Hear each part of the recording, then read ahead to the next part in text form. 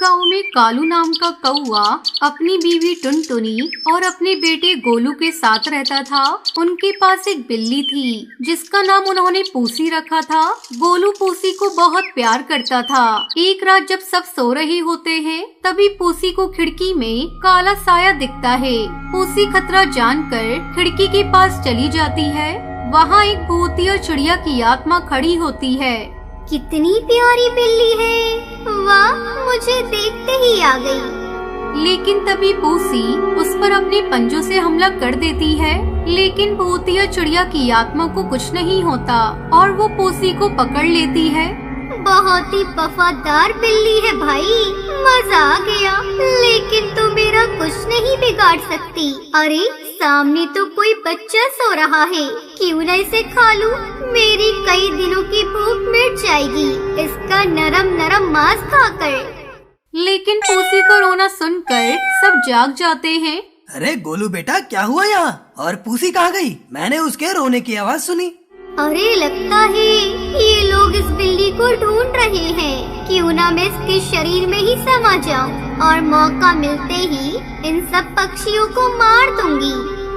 ऐसा कहकर भूतिया टूनी चिड़िया की आत्मा पूसी के शरीर में समा जाती है और पूसी जोर जोर से रोते हुए बेहोश हो जाती है। पूसी का रोना सुनकर टुनटुनी और कालू खिड़की के पास जाते हैं। अरे टुनटुनी, ये रही पूसी, लेकिन बेहोश कैसे हो गई? ऐसा लग रहा है किसी ने इसे मारा है, लेकिन यहाँ तो कोई भी नहीं है। हो सकता है कूद रही होगी और गिर गई। फिर कालू पूसी को उठाकर गोलू के साथ सुला देता है और वहाँ से चला जाता है। ये पक्षी तो मेरे छोटे करतब से ही डर गए। मजा तो तब आएगा जब मैं इनका मांस खाऊंगी। और पूसी रानी, ऐसा करने में मेरी मदद करेगी तू? फिर अगली रात भूतिया चिड़िया की आत्मा पूसी के शरीर में आती है और गांव के अंदर चली जाती है। वहाँ कुछ पक्षी बैठे होते हैं, वो उन्हें मार देती है। अगले दिन गांव में मरे हुए पक्षियों को देखकर अफरा तफरी मच जाती है और गांव वाले इकट्ठा हो जाते हैं। अरे मर गया रे, ये पक्षियों को कौन मार रहा है? वो भी इतनी बुरी तरह। सबका कुछ न कुछ हिस्सा गायब है। तभी वहाँ हरी तोता आता है और बोलता है, भैया, अब हम बोलेंगे तो विश्वास नहीं करोगे तुम लोग। हमने कल रात में बिल्ली को देखा था जो भूतिया चिड़िया की तरह बोल रही थी। भैया, कहीं बिल्ली भी पक्षियों की तरह बोलती है? लगता है तुम नशा कर लिए होगे या तो नींद में होंगे। तभी गांव वालों को इकट्ठा देख कालू भी वहां पहुंच जाता है और गांव वाले रात में ही घटना के बारे में बताते हैं, जिसे सुनकर कालू डर जाता है और वहां से घर वापस चला जाता है और टुनटुनी को बोलता है, टुनटुनी, कल गांव में रात में किसी बिल्ली ने पक्षियों पर हमला कर दिया और उन्हें बहुत ही बेरहमी से मारा। अच्छा, ये तो बहुत बुरा हुआ। लेकिन एक बिल्ली ये सब कैसे कर सकती है? गाँव वालों को धोखा हुआ होगा।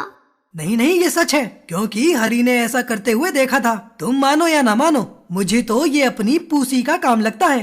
तुम पागल हो गई हो क्या?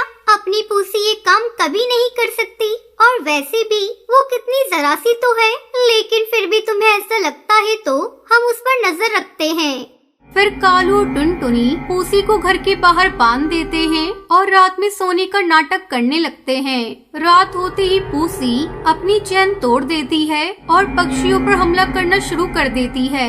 ये देखकर वो डर जाते हैं। मजा आ गया, अब मैं कल अपने मालिक का मांस खाकर वहाँ से चली जाऊंगी। मुझे कुछ गड़बड़ लग रही है। मैं कल ही जाकर बाबा से बात करता हूँ। तुम बस अपना ध्यान रखो। अगली सुबह कालू बाबा के पास जाता है और उनसे रात की घटना के बारे में पूछता है। बाबा थोड़ी देर ध्यान लगाने के बाद बोलते हैं, बेटा, तुम्हारी बिल्ली के शरीर पर एक भूतिया चिड़िया की आत्मा ने कब्जा कर लिया है। तुम्हारी बिल्ली बहुत ही वफादार है। तुम्हारे बेटे गोलू को बचाने के लिए उसने अपनी जान खतरे में डाल दी। लेकिन तुम चिंता मत करो, ये लो, ये पवित्र राख और ये उस बिल्ली को खिला देना। अब तुम जाओ और अपने परिवार को देखो, वो उस भूतिया चिड़िया की आत्मा के वहाँ रहते हुए खतरे में है। कालू पवित्र राख लेकर घर पहुंच जाता है। जाते जाते उसे रात हो जाती है। जैसे ही घर पहुंचता है वो देखता है टुनटुनी और गोलू को पूसी ने अपने पैरों के नीचे दबा रखा है। कालू को देखकर वो बिल्ली कहती है, आजा आजा, तेरा ही इंतजार हो रहा था। अब तू आ गया, अब तुम तीनों को एक साथ मार कर खाऊंगी। तभी कालू कौवा उससे कहता है, भूतिया चिड़िया की आत्मा, मैं मरने से पहले खीर खाना चाहता हूँ, उसके बाद तुम हमें मार देना। ठीक है, जा जाकर खीर बना कर ला। मुझे भी काफी दिन हो गए हैं खीर खाए हुए। तब तक तेरी बीवी और बच्चा मेरे पास रहेंगे। ये सुनकर कालू कौवा खीर बनाने लगता है और चुपके से पवित्र राख उसमें डाल देता है और खीर लेकर भूतिया बिल्ली के पास आता है। वाह वाह, मजा आ गया। इस खीर की खुशबू तो जबरदस्त है। ला जल्दी से दे, मुझे भूख लगी है। भूतिया बिल्ली वो खीर खाने लगती है, लेकिन तभी पवित्र राख अपना असर दिखाना शुरू कर देती है और भूतिया चिड़िया की आत्मा बिल्ली के शरीर से बाहर आ जाती है। ये क्या खिला दिया तूने मुझे? मेरे पेट में जलन क्यों हो रही है? भूतिया चिड़िया की आत्मा, ये पवित्र विभूति है जो बाबा ने मुझे दी थी। अब थोड़ी ही देर में तुम पूरी तरह जल जाओगी। मैं तुझे छोड़ूंगी नहीं, जान से मार दूंगी। मैं बदला लेने वापस जरूर आऊंगी। इतना कहते ही भूतिया चिड़िया की आत्मा जलकर राख हो जाती है। अब कालू, टुनटुनी और गोलू अपनी बिल्ली के साथ खुशी खुशी रहने लगते हैं। ये कहानी हरे भरे जंगल की है, जहाँ कई सारे पशु पक्षी अपना जीवन बसर कर रहे थे। उसी जंगल में एक वीरान घर था जो बरसों से खाली पड़ा हुआ था। पक्षियों जानवरों का कहना था कि ये घर एक भूतिया घर है, जिसमें बरसों पहले एक भूतिया बिल्ला रहता था। बस इसी डर से उस घर में ना तो कभी कोई पक्षी जाता था, न कोई जानवर।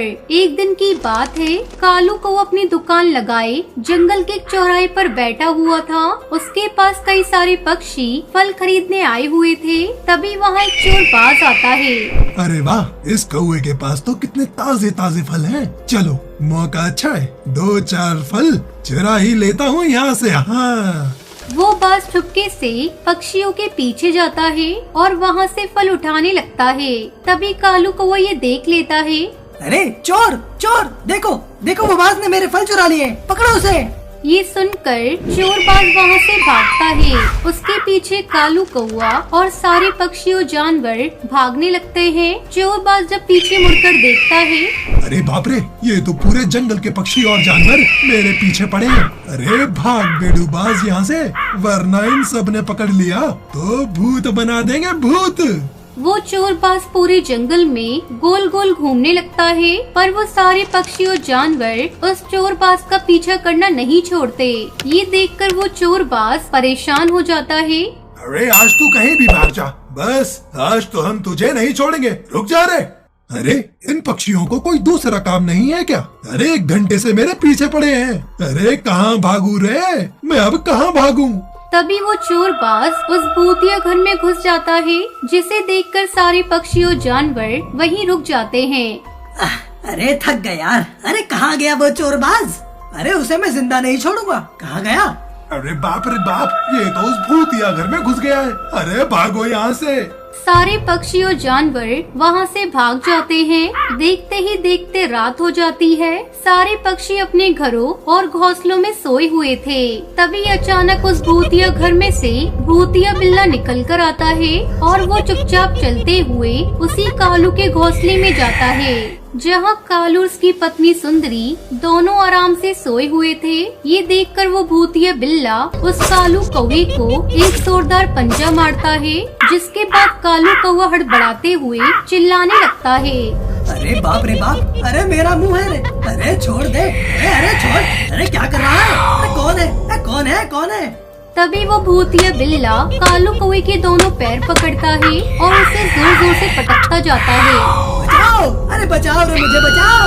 अरे छोड़ो, अरे ये क्या कर रहे हो? अरे छोड़ो। वो भूतिया बिल्ला बिना कुछ कहे उस कालू कौवे को पटक पटक कर मारता है। कालू कौवा पूरा लहूलुहान हो जाता है। तभी वो भूतिया बिल्ला कालू कौवे को पकड़ता है और उसे भूतिया घर के अंदर ले जाता है। ये देखकर सुंदरी कौवी जोर जोर से रोने लगती है। अरे वो भूतिया बिल्ला कहाँ लेके चला गया मेरे पति को? अरे कोई तो बचाओ मेरे पति को। सुंदरी भी पूरी रात अपने घोंसले में बैठकर रोती रही। देखते ही देखते सवेरा हो जाता है। तभी सुंदरी कौवी आसपास के सारे पक्षियों को कल रात की घटना के बारे में बताती है। अरे वो चोरबाज भी उस भूतिया बिल्ला के घर में घुस गया था, वो भी जब से दिखा नहीं। और एक बार जो उस भूतिया घर में जाता है वो दोबारा जीवित लौटकर वापस नहीं आता। वो मैं नहीं जानती, पर वो भूतिया बिल्ला मेरे पति को कुत्ते की तरह पटक पटक कर मार रहा था और पता नहीं वो कहाँ लेके चला गया। कल रात से मेरे पति का कोई अता पता नहीं है। देखते ही देखते रात हो जाती है। तभी भूतिया बिल्ला फिर से उसी भूतिया घर के अंदर से बाहर आता है और वो मिट्टू तोते के घोंसले में जाता है। मिट्टू तोता उस समय अपने घोंसले में अकेला था। अरे भूतिया बिल्ला, अरे बचाओ बचाओ। तभी वो बिल्ला मिट्टू तोते की गर्दन मुंह में दबाकर उस तोते को भी पकड़कर अपने भूतिया घर में ले आता है। उसके बाद अंदर क्या होता है ये किसी को नहीं पता। देखते ही देखते कई दिन गुजर जाते हैं। वो भूतिया बिल्ला रोज रात को जंगल में आने लगा और एक एक कर पक्षियों को पीट कर उस भूतिया घर में ले जाने लगा। अब जंगल से कुछ पक्षी और जानवर कम होने लग गए थे। कुछ समय बाद रात के समय जंगल में किसी पक्षी की शादी हो रही थी। वहाँ जंगल के सारे पक्षी मौजूद थे। अरे वाह, आज तो क्या मजा आ रहा है यार। कितने बढ़िया बढ़िया पकवान खाने का मजा मिल रहा है आज तो। हाँ। अरे ओ बंटी, तुम्हें मजा शादी का नहीं बल्कि खाने का आ रहा है। अरे कितना खाओगे, एक दिन खा खा कर फट जाओगे। खबरदार, अगर मेरे भोजन के बारे में कुछ उल्टा सीधा कहा ना तो। अरे बकवास बंद करो दोनों अपनी, कब से दिमाग का दही किए बैठे हो। अरे हम यहाँ शादी में आए हैं, वो दूल्हा टुन्नू चिड़ा कहाँ है? सारे पक्षी टुन्नू चिड़ा को तलाश करने लगते हैं, पर तभी वहीं एक पेड़ पर टुन्नू चिड़ा रोते हुए सारे पक्षियों को चिल्लाते हुए आवाज लगाता है, जिसे उसे भूतिया बिल्ला ने पकड़ रखा था। अरे मुझे बचाओ रे!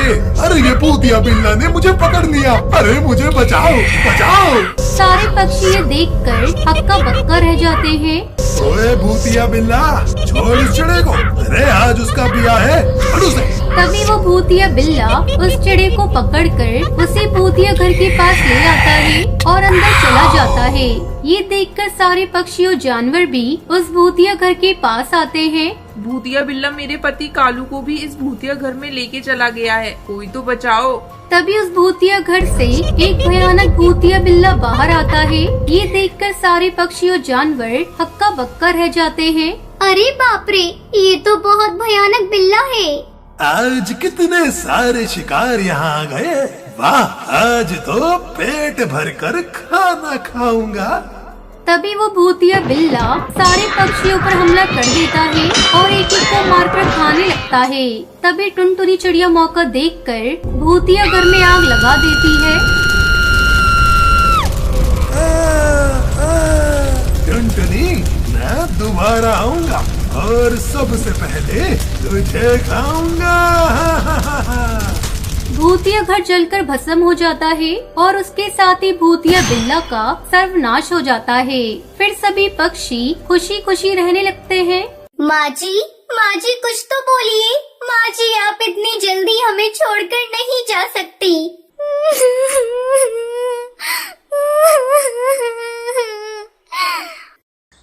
बहुत समय पहले अफ्रीका के जंगल में टूनी चिड़िया अपनी दो बहुओं के साथ रहती थी। कुछ दिनों से उसकी तबीयत खराब चल रही थी। वो अपने दोनों बेटे और बहुओं को अपने पास बुलाती है।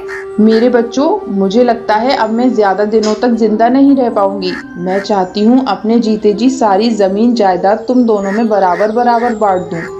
अरे माँ जी, आप अपनी मुँह से ये क्या अपशगुनी बातें बोल रही हैं? मरे आपके दुश्मन, आप जल्दी ठीक हो जाएंगी। नहीं टुनटुनी बहू, मेरा बुलावा ऊपर वाले के यहाँ से आ गया है। अपने जीते जी बंटवारा कर दूंगी तो चैन से मर सकूंगी।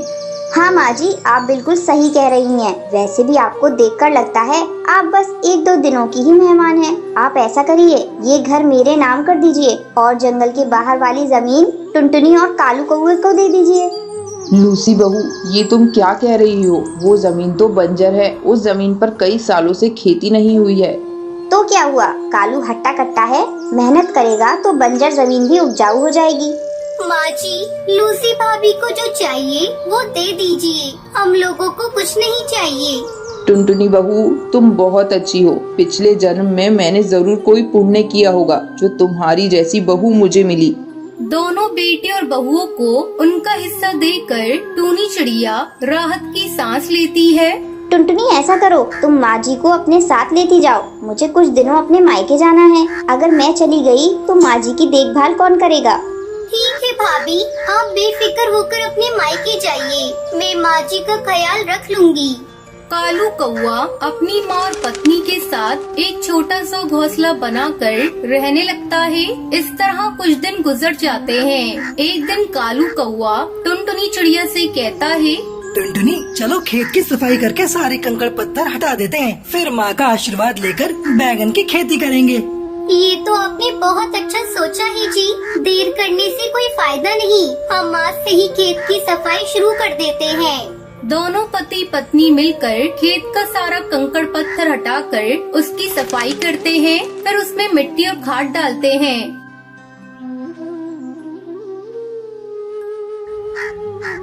सुनिए जी, शाम हो गई है, अब बचा हुआ काम कल करिएगा। कालू टुनटुनी चिड़िया के साथ घर आता है।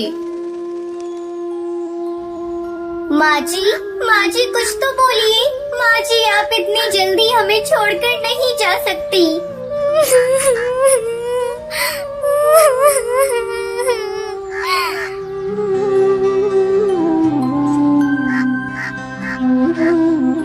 दुखी मन से कालू कौआ अपनी माँ को खेत में ही दफना देता है।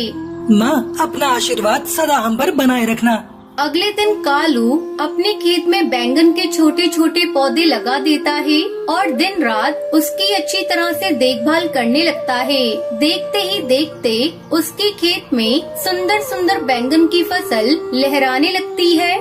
देख रही हो जी, अपने खेत में बैंगन कितने सुंदर लग रहे हैं। फसल इतनी अच्छी आई है कि विश्वास ही नहीं हो रहा है कि ये खेत बंजर था। आपने बहुत मेहनत की है। आज माँ जी जिंदा होती तो इस फसल को देखकर बहुत खुश होती। कालू को वो अपने खेत से बैंगन तोड़कर शहर की मंडी में बेच देता और पैसे लाकर टुनटुनी को दे देता है। टुनटुनी चिड़िया, इन पैसों को ले जाकर एक बक्से में रख दो। मैंने एक जमीन के बारे में बात की है, जल्द ही मैं उस जमीन को खरीद लूँगा। खुशी खुशी टुनटुनी चिड़िया उन पैसों को ले जाकर एक बक्से में रख देती है। टुनटुनी और उसका पति बैंगन की खेती करके खुशी खुशी अपनी जिंदगी बिताने लगते हैं।